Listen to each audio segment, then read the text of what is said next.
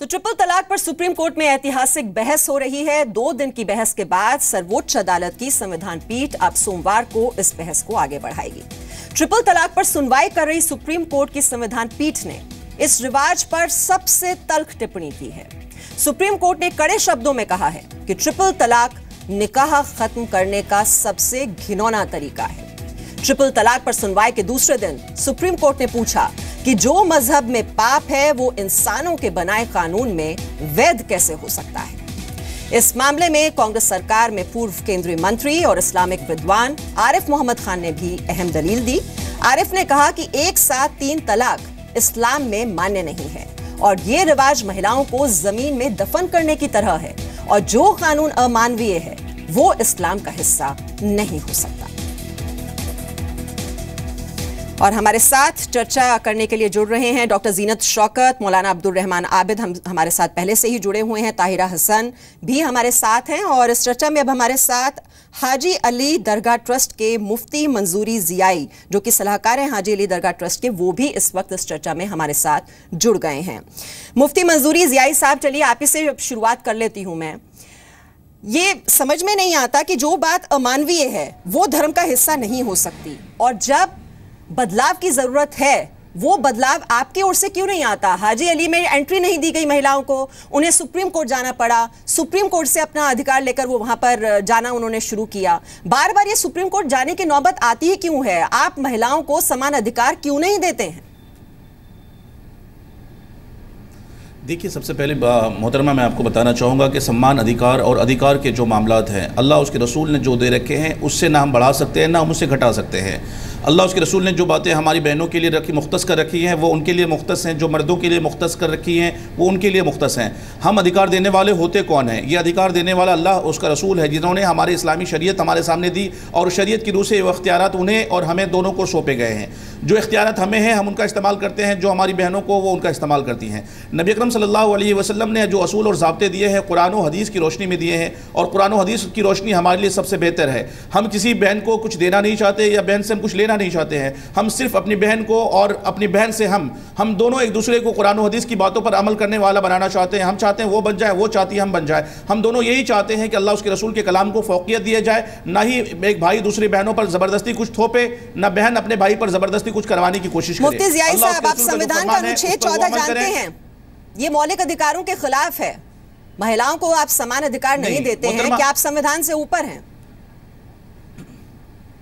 देखिए, ये तो सवाल ही नहीं है कि संविधान से हम और आप कोई भी हिंदुस्तान के संविधान से कोई ऊपर हो सकता है। हिंदुस्तान में जो हम रहते हैं जिस मुल्क में, उसमें जो संविधान है वो हमारे सरों पर है, सबके सरों पर है और हम उसका सम्मान भी करते हैं और उसकी इज्जत और ताज़ीम भी करते हैं। हम उस ताज़ीम का ख्याल रखते हुए हमने हाजी अली वाले मसले पर और दूसरे मसले पर सब चीज़ों पर ख्याल रखा है। सुप्रीम कोर्ट हमारे सामने है और हमारे मसाइल सुप्रीम कोर्ट में चल रहे हैं। आने वाला वक्त बताएगा कि अपने पक्ष कौन कौन सही तरीके से रख पाता है। जो अपना पक्ष सही तरीके से रखेगा तो सुप्रीम कोर्ट में जो जज मौजूद हैं वो उसको अच्छी तरीके से समझेंगे और ये समझ जाएंगे सोशल क्या है और दीनी क्या है। अगर दीनी है तो उसको एक्सेप्ट किया जाएगा और दीनी नहीं है तो फिर उसको खारिज कर दिया जाएगा। ये जो बातें हमारे सामने आएंगी हम उस पर अमल करते हुए नजर आएंगे इंशाअल्लाह। डॉक्टर जीनत, ये सुप्रीम कोर्ट को क्यों कहना पड़ता है? ये पहल जो है वो मौलानाओं की ओर से क्यों नहीं होती है?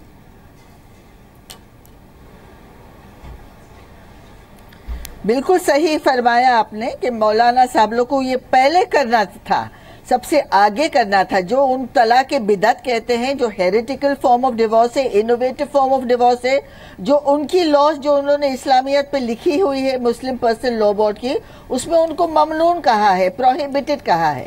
तो क्या इस्लाम जो है वो प्रोहिबिटेड और गलत और चीज़ को इंडोर्स करता है? इनका बोलने का मतलब क्या है? ये पूरे इस्लाम का नाम जो है वो लोग इस्लामोफोबिया को ऐसी ऐसी हरकतों की वजह से सोचते हैं। ये बात सुप्रीम कोर्ट तक जाने की नौबत ही नहीं आनी थी और ये बात मुसलमान और मुस्लिम पर्सनल लॉ बोर्ड को ही सुलझा देनी थी। लेकिन वो जिद जो पकड़ के बैठ गए कि नहीं, ट्रिपल तलाक इज वैलिड, ट्रिपल तलाक in one sitting, instantaneous triple तलाक जो SMS पे आता है, जो आदमी नशे की हालत में, क्या इस्लाम आपको सिखाता है कि आप शराब पियो और आप नशे की हालत में हो कि वो इस किस्म का तलाक आप वैलिड कर दो? कि एक बेचारी औरत प्रेग्नेंट हो और उसको आपने ट्रिपल तलाक वैलिड कर दिया? ये कहाँ का इंसाफ है? और ये बिल्कुल अनकुरानिक है। प्रॉफेट मोहम्मद ने ये सब बातें निकाल दी थी, जो वापस इस्लाम में अनफॉर्चुनेटली ओवर अ मौलाना आबिद कुरान का गलत हवाला क्यों देते रहते हैं? अपने आप को आलिम कहते हैं, शौहर मौज करते रहे और यहाँ पर पत्नी परेशान होती रहे, दर्द झेलती रहे, क्यों? मिमिशा जी पहले तो मैं आपसे कहूँगा कि आप अपने अल्फाज को ठीक कीजिए। कुरान का गलत हवाला देने का सवाल आपका गलत है। आप ऐसे नहीं सवाल कीजिए, आप ये सवाल कीजिए कि आप हम पे और जो चाहे बात कीजिए कि कुरान का गलत हवाला, हमारी हैसियत है कि हम कुरान का गलत हवाला देंगे? हमको होते कौन है कुरान का गलत हवाला? कुरान तो एक ही है ना मौलाना साहब, मुसलमान, या वो भी अलग अलग है? सुनिए एक बात को, देखिए तो फिर तलाक की बिदअत कहां से आया? मेरी बहन में वही तो कुरान के खिलाफ ही तो है। 10 कुरान में कहा गया है। डॉक्टर ज़ैनब शौकत, बिदअत किसने बताया आपको? आप 20 मिनट थोड़ा सा सब्र, मैंने कितने सब्र से आपकी बातों को सुना, मैं बीच में बोला क्या कहीं? देखिए, अगर आप लोगों को अपना आपस में लड़ झगड़ के करना है तो कर लीजिए। चलिए आप अपनी बात रखिए, और अगर बात सुनना है मकसद, बोलिए, तो फिर मुझे बोलना। देखिए मैं जब कहना हूं, मेरी बहनों ने अभी इससे पहले एक बात कही कि साहब कुरान ये कहता है, कुरान ने तलाक देने का एक ज़ाब्ता और एक तरीका बयान किया है, लेकिन उस तरीके को बयान करने के बाद बिल्कुल ये नहीं कहा कि अगर तुमने एक साथ 3 तलाक दे दी तो नहीं मानी जाएंगी, 3 को तीन नहीं मानी जाएगी, ये कहीं नहीं कहा गया। ये बिल्कुल गलत बयानी है कुरान के हवाले से, जो भी इस बात को कहता है। एक बात, दूसरी चीज मैं कह रहा हूं आपसे कि देखिए, प्रैक्टिस असल चीज है। हम ये नहीं कहते कि एक साथ एक वक्त में 3 तलाक देने की प्रैक्टिस जारी रहनी चाहिए, हम कहते हैं ये रुकनी चाहिए, लेकिन इसको रोकने का तरीका शरीयत का ही होना चाहिए। बाहर से इसको जो है दबाव बना के, या हुकूमत का या कानून का या अदालत का इसमें डंडा चला के नहीं होना चाहिए, इसको शरीयत ही के तरीके से रोकना चाहिए।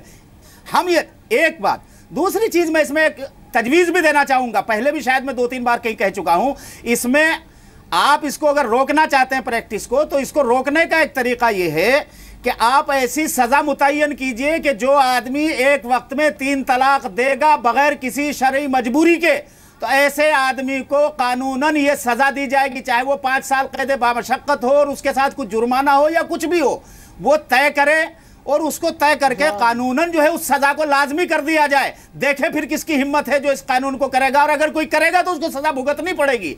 असल में क्या है कि कानूनन चूंकि कोई सजा किसी को दी नहीं जाती, इसलिए आदमी जो है बिल्कुल खुले बंदो जो मर्जी कर रहा है। और दूसरी बात मैं आपसे कहूंगा, माफ कीजिएगा, बुरा मानेंगी आप, जरूर मानिएगा, लेकिन ऐसा नहीं है कि खामखा बिला वजह शौहर जो है शौक में तलाक देता हो।